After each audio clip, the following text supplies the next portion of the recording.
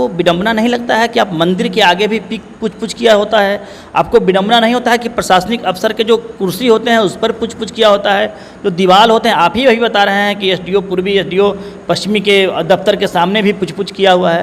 तो हमारा दायित्व बनता है कि हम इस सफाई को अपने जीवन में अपनाएं और जिला प्रशासन, सरकार जिसका भी ये फैसला होता है उसको सहयोग दें और अपने जीवन को भी स्वच्छ बनाएं।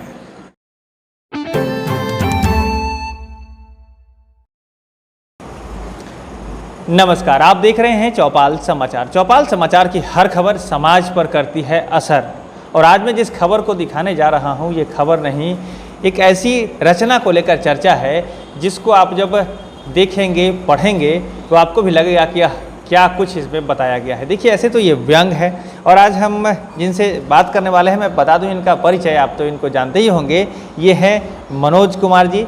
ये बहुत ही वरिष्ठतम पत्रकारों में से एक है मुजफ्फरपुर में। आज समाचार पत्र के लिए ये लिखते हैं, और इनकी जो रचना नगर चर्चा होती है ना, उसमें बड़ा ही ऐसी बातों को ये चर्चा में लाते हैं जिसको कि सुनकर लगेगा कि व्यंग है, लेकिन बहुत ही छूने वाला होता है। तो आज इसी पर चर्चा होगी, और इनकी ये रचना मैं आपको दिखा दूं, स्क्रीन पर भी आप देख पाएंगे। इनकी जो रचना है उड़ता धुआं और पुछ पुछ, इन बातों को लेकर आज चर्चा होगी।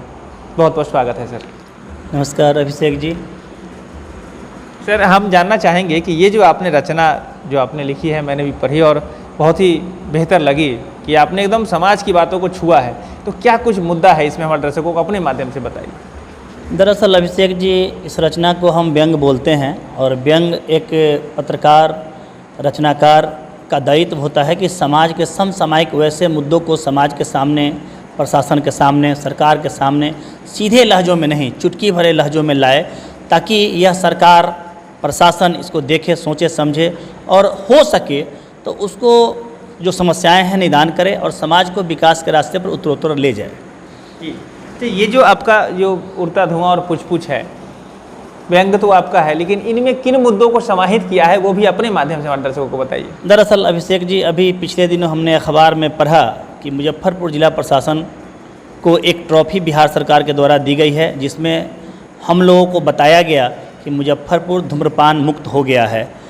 दरअसल मैं एक सुदूर ग्रामीण क्षेत्र से अखबार का काम करने रोज़ शहर जाता हूँ, तो कम से कम इस 8-10 किलोमीटर के रास्ते सफ़र तय करते और प्रशासन का चप्पा चप्पा छानते बहुत कुछ देखता भी हूँ। तो हमने देखा कि दर्जनों जगह पर लोग सिगरेट का कस लेकर धुआं उड़ा रहे हैं। दर्जन से अधिक जगहों पर, ऐसी जगहों पर जो सरकारी दफ्तरें हैं, अस्पताल हैं, मंदिर हैं, वहाँ गुटखे का जो पुछ पुछ आपने पढ़ा है वो पीक का हमने मेंशन किया, और वो उड़ता धुआं जो है वो कस का किया। वो सब आम तौर पर ऐसी सार्वजनिक स्थलों पर होता रहता है। मैं आपको बताऊं कि यह भी विडंबना है कि सरकार के नज़र में शराब बंदी है, हम लोग भी उसका पुरजोर समर्थन करते हैं, लेकिन विडंबना यह है कि बहुत सारे जगहों पर अभी भी सरेआम बच्चे, युवा, बुजुर्ग लोग शराब सरेआम पीते रहते हैं। तो एक लेखक का दायित्व बनता है कि सरकार को हम सीधे लहजों में नहीं, घुमा कर यह बात बताएं। जी, तो यही सारी बातें आपने लिख दी है। देखिए, मैं दर्शकों को कहना चाहूँगा कि ये बातों को आपने देखा होगा समाचार पत्रों के माध्यम से, जिस तरह से यहाँ के पदाधिकारियों को शाबाशी दी गई ना, उसको लेकर इन्होंने व्यंग किया। लेकिन एक बात और है सर, मैंने आज बहुत जगह पे फुटेज कलेक्ट करने का प्रयास किया है, और हमने देखा कि बहुत ऐसे जगह जहाँ पर गंदगी पहले फैली रहती थी उसकी सफाई हुई है। क्या लगता है कि आपके इस व्यंग का कुछ असर हुआ है क्या? अगर ऐसा हुआ है तो मैं जिला प्रशासन और सरकार के कदम का स्वागत करता हूं, और मैं मानता हूं कि मेरे जो दायित्व हैं, जो मैंने लिखा, रचना सफल हुई, क्योंकि मेरा मानना है कि एक तिल्ली आग लगाने के लिए काफ़ी होता है। तो अगर यह व्यंग आपके माध्यम से सकारात्मक रूप में समाज में सामने आ रहा है तो मुझे बहुत खुशी है। जी, तो देखिए, इन बातों को मैं भी कहना चाहूँगा कि मैंने देखा, चूँकि हम लोग समाहरणालय में रहते हैं और जो भी वहाँ की बिल्डिंग है, प्रशासनिक बिल्डिंग सब है, उसमें बहुत जगह गंदगी दिखती है। ऐसे कुछ जगहों पर अभी भी दिख रही है, जैसे कि मैं आपको स्क्रीन पर दिखाई देता हूँ कि ये जो अभी स्क्रीन पर दिख रहा है ना, ये है कंबाइंड बिल्डिंग में। जब आप जाएंगे, सीढ़ी पर जब आप चढ़ेंगे तो आज भी वहाँ पर पुछ पुछ का छाप दिखेगा। दूसरी बात, एक और जो बिल्डिंग, जो समाहरणालय, जो जिलाधिकारी के कक्ष के बगल में एक बिल्डिंग है जिसमें आपूर्ति प्रशाखा है, उसकी भी स्क्रीन पर मैं आपको दिखा दे रहा हूँ, वहाँ पर भी आपको अभी दिखेगा। लेकिन जिलाधिकारी के ऑफिस के इर्द गिर्द पहले बहुत गंदगी फैली रहती थी। मुझे लगता है कि उसकी सफाई हुई है और ये बड़ी ही बेहतर है। और मुझे ये भी लगता है कि मनोज जी ने जिस तरह से व्यंग लिखा है उसका भी असर जरूर हुआ है। अच्छा, एक बात और बताइए कि अभी जो जिस तरह से बातें आई हैं कि कुछ और ये गंदगी बंद करने के लिए सब जो सरकार की योजना है अभी बिक भी रहा है हर चौक चौराहों पर, इसको लेकर क्या कहना चाहेंगे? देखिए अभिषेक जी, मैं इस दोहरे मापदंड से शुरू से ही नाखुश रहता हूं, अपने अंतर्द्वंद में घिरा रहता हूं। आपने देखा शराबबंदी पर सरकार ने बहुत अच्छी पहल की कि शराब को बिहार में जहां जहां निर्माण हो रहे थे त्वरित गति से बंद किया गया। ठीक है, वो तस्करी के माध्यम से आ रहे हैं, लेकिन हमारा सामाजिक दायित्व बनता है, नैतिक दायित्व बनता है कि हम लोग भी सरकार के इस फैसले को जो समाज के विकास के लिए है उसको माने, अमली जामा पहनाएं। दरअसल ये जो व्यंग है, हमने कोई सरकार या प्रशासन पर ही कुठाराघात नहीं किया है, चोट नहीं किया है। हमने उन युवाओं को, हमने उन बुजुर्गों को, हमने उन जो वयस्क लोग हैं उनको समझाने की भी कोशिश की है कि हम अपने इस आदत से बाज खाएं। आपको विडंबना नहीं लगता है कि आप मंदिर के आगे भी पूछ किया होता है? आपको विडंबना नहीं होता है कि प्रशासनिक अफसर के जो कुर्सी होते हैं उस पर पूछ किया होता है? जो दीवार होते हैं, आप ही वही बता रहे हैं कि एसडीओ पूर्वी, एसडीओ पश्चिमी के दफ्तर के सामने भी पूछ किया हुआ है। तो हमारा दायित्व बनता है कि हम इस सफाई को अपने जीवन में अपनाएं और जिला प्रशासन, सरकार जिसका भी ये फैसला होता है उसको सहयोग दें और अपने जीवन को भी स्वच्छ बनाएं। जी, तो ये है इस व्यंग की बातें। मैं स्क्रीन पर फिर से दिखाई देता हूँ, इसको आप पूरा पढ़िए। हर एक शब्द जो इनका चयन किया गया है ना, क्या गजब का उसमें जो कह रहे हैं कि उसमें फीलिंग्स आती है, वो बहुत ही बेहतर है। लेकिन एक बात और है जो कि जागरूकता के लिए मैं भी अपने माध्यम से आपको बताना चाहूँगा कि अगर सरकार की जो योजना है या विधि व्यवस्था है, अगर उसमें आप कहीं से भी गड़बड़ी करते हैं, अगर आप गुटखा बेच रहे हैं, गलत तरीके से आप अगर उसको खा रहे हैं और गलत जगह पर थूक रहे हैं, तो इसको लेकर आप पर कानूनी कार्रवाई होगी। और मैं प्रशासनिक अधिकारी से ये भी कहना चाहूँगा कि इन सब समस्याओं को लेकर अपने स्तर से कार्रवाई भी करिए, जिससे कि लोगों में और जागरूकता आए। आप क्या कुछ कहना चाहेंगे लोगों को जागरूक करने के लिए? देखिए अभिषेक जी, मैं ये कहना चाहता हूँ कि कानून किताबों में बनते हैं, सजते तभी हैं जब हम उनको अपनाते हैं।